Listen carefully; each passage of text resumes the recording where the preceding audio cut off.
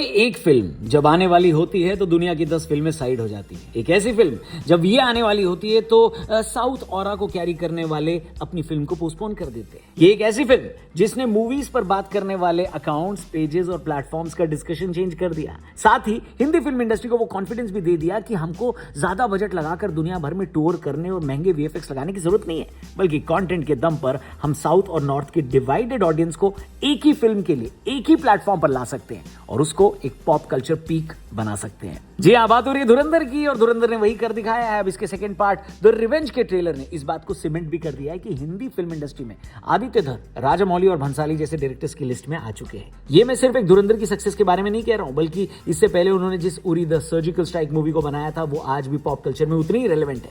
पर सवाल ये है कि क्या धुरंधर 2 ने हिंदी फिल्म इंडस्ट्री का वो खोया हुआ सम्मान और रिस्पेक्ट वापस दिलाई है जिसने हिंदी फिल्म्स को अपने पीक पर पहुंचाया था? इस वीडियो में उसी की बात करेंगे। साथ ही ये भी बात करेंगे कि हिंदी फिल्म इंडस्ट्री का असली धुरंधर वो कहानी और वो आइडेंटिटी है जिसने हिंदी फिल्म्स की पहचान बनाई है।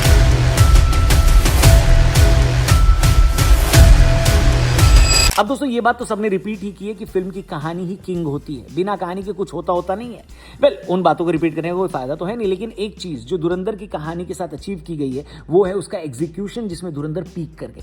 लेमैन टर्म्स में अगर बोलें, यानी आम आदमी के बोलचाल भाषा में अगर आपको समझाएं, तो एक अच्छी सब्जी बनाने के लिए सिर्फ नमक और मसाला डाल देना ही काफी नहीं होता, बल्कि उसको कितनी आंच पर पकाना है, कब तक पकाना है और कितनी देर तक पकाना है, ये सब उसमें शामिल होते हैं। धुरंधर का एग्जीक्यूशन भी वही करता है। फिल्म के अंदर वायलेंस है, लेकिन हाँ, जहां जरूरी है वहीं पर है। फिल्म के अंदर कोई लंबे लंबे मोनोलॉग्स नहीं है, बल्कि बहुत छोटे और कहीं कहीं तो सिर्फ वर्ड बाय वर्ड में डायरेक्टर क्या कहना चाहता है वो समझा दिया गया है। उसके साथ परफॉर्मेंस और म्यूजिक का तड़का लगाकर इसको बनाया गया है, जो कि शानदार है। धुरंधर से पहले हमने जितनी भी बड़ी हिंदी फिल्में देखी हैं उनमें पैसा तो बहुत था, लेकिन इस तरह की एग्जीक्यूशन नहीं थी। कल ड्रॉप किए गए ट्रेलर में भी अगर देखेंगे तो ट्रेलर आपको पार्ट 1 का रिकैप सिर्फ पहले 23 सेकंड में ही दे देती है। एडिटर और डायरेक्टर को यह पता था कि उनकी फिल्म की किस चीज ने लोगों को टच किया है। यही वजह है कि धुरंधर 2 का ट्रेलर इतना पीक कर गया। और पीक पे है यंग मॉन्ग का क्रेज भी। जी हाँ, इंडिया की फेवरेट कामनेस ड्रिंक यंग मॉन्ग, इसका क्रेज बढ़ता जा रहा है। आपको रेकमेंड करता हूं, जरूर ट्राई करना। डिस्क्रिप्शन में लिंक दिया, ऑर्डर करो।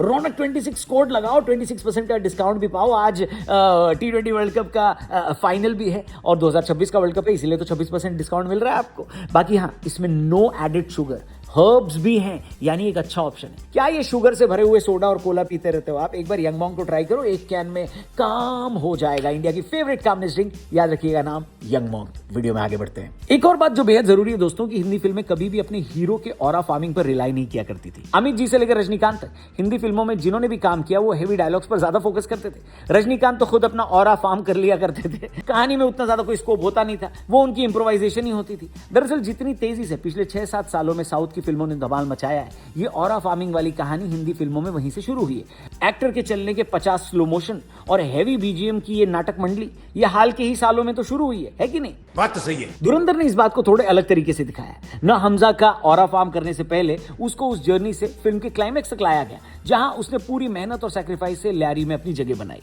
ये होता है ऑरा फार्म करना, जहां एक्टर के स्क्रीन प्रेजेंस से ज्यादा लिखे हुए कैरेक्टर के स्क्रीन प्रेजेंस पर काम किया गया है। धुरंधर एक नैरेटिव पर चलती है जो बाकी हिंदी फिल्में कहीं ना कहीं भूल चुकी थी। लव स्टोरी हो या एक्शन, हर बार एक हिट फार्मूला को रिपीट करने का काम किया गया था, जो ऑलरेडी पहले बेचा जा चुका था। अब एक बार ऑलरेडी बिकी हुई चीज दोबारा थोड़ी ना बिकती है। हिंदी फिल्मों में पिछले 10 सालों से यही होता आ रहा था, जिसको धुरंधर ने बड़े मार्जिन से तोड़ा है। अब जब धुरंधर इतनी बेहतरीन तरीके से एक्सेप्ट की गई है तो ऑलरेडी मेकर्स का कॉन्फिडेंस सातवें आसमान पर था, लेकिन उनका कॉन्फिडेंस 10x हो गया जब टॉक्सिक जैसी फिल्म ने उनसे भिड़ने से इनकार कर दिया और इरादा बदल लिया। यश जैसा एक एक्टर जिसको केजीएफ फ्रेंचाइजी ने इतना पीक कर दिया, वो इस बात को डबल कैश इन कर रहा था कि फिल्म तो 19 को ही आएगी, लेकिन धुरंधर अपनी रिलीज डेट से पीछे नहीं हटी। टॉक्सिक ने पहले राया का फर्स्ट लुक, फिर फिल्म का टीजर और उसके बाद एक गाना निकालने के बाद नॉर्थ अमेरिका में एडवांस बुकिंग भी ओपन कर दी। तब भी धुरंधर पीछे नहीं हटी। एडवांस टिकट सेल्स का डेटा बताता है कि धुरंधर ने एक बेहद बड़े मार्जिन से टॉक्सिक की एडवांस बुकिंग को पीछे छोड़ दिया। इसके गाने को भी इतना ज्यादा एक्सेप्ट नहीं किया गया, किसके? टॉक्सिक के। जबकि धुरंधर की पूरी प्लेलिस्ट हर जिम से लेकर शादी बारात क्लब तक में बजती रहती है फुल वॉल्यूम में। बस इसी ऑरा के इंपैक्ट में टॉक्सिक को एक बड़ा रियलिटी चेक मिला। फिल्म धुरंधर के सामने पोस्टपोन हो गई और कल जब इसका ट्रेलर आया तो भाई साहब, टॉक्सिक के मेकर्स तो अपने भगवान को हाथ जोड़कर थैंक यू बोल रहे होंगे कि कौन से 20 से बच गए भैया, है कि नहीं?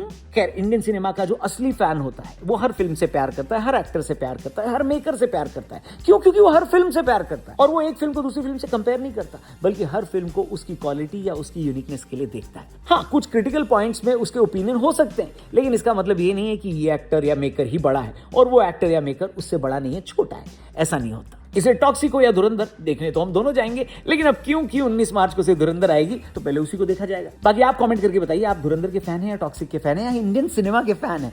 कमेंट जरूर करिएगा। टॉक्सिक के पोस्टपोन होने से क्या आपको दुख हुआ है और धुरंधर के ट्रेलर को देख के क्या आपको खुशी हुई है? जो भी हो आपकी राय, जो भी हो आपकी ओपिनियन, कमेंट करके जरूर बताइएगा। लड़ाई बिल्कुल मत करिएगा, लड़ाई वैसे ही दुनिया में चल रही है भाई साहब, ईरान इजराइल वॉर के ऊपर। मैं तो आपको बोलता हूं, अगर आपको बेस्ट अंडरस्टैंडिंग चाहिए, क्लैरिटी चाहिए, बड़े सारे सवालों का जवाब चाहिए और बेस्ट पॉडकास्ट देखना है इस मैटर पे, तो जल्दी से डिस्क्रिप्शन में जाइए, लिंक दिया है हमारे टीआरपी चैनल का। हमारे लेटेस्ट पॉडकास्ट में आए थे अभिषेक अय्यर मित्रा, हमारे स्पेशल गेस्ट, जिन्होंने इस वॉर को बहुत ही क्लैरिटी के साथ हमें समझाया है। ये सवाल भी मैंने उनसे पूछा कि क्या भारत पर भी हमला हो सकता है, इसका भी जवाब उन्होंने दिया है। तो क्या है ईरान इजराइल वॉर का फ्यूचर? ये लड़ाई कितनी लंबी चलेगी? भारत का इसमें कितना नुकसान हुआ है? क्या भारत भी अटैक झेलेगा या भारत भी सामने से अटैक कर सकता है? बड़े सारे सवालों के जवाब इस पॉडकास्ट में हमको जानने को मिले हैं। डिस्क्रिप्शन में लिंक दिया है हमारे टीआरपी यानी द रौनक पॉडकास्ट चैनल का लिंक, जरूर जाके इस पॉडकास्ट को देखिएगा। स्क्रीन वाला देख रहे हैं फिलहाल आप, इस चैनल को भी सब्सक्राइब करिएगा। कल मिलते हैं। Thank you for watching, good bye.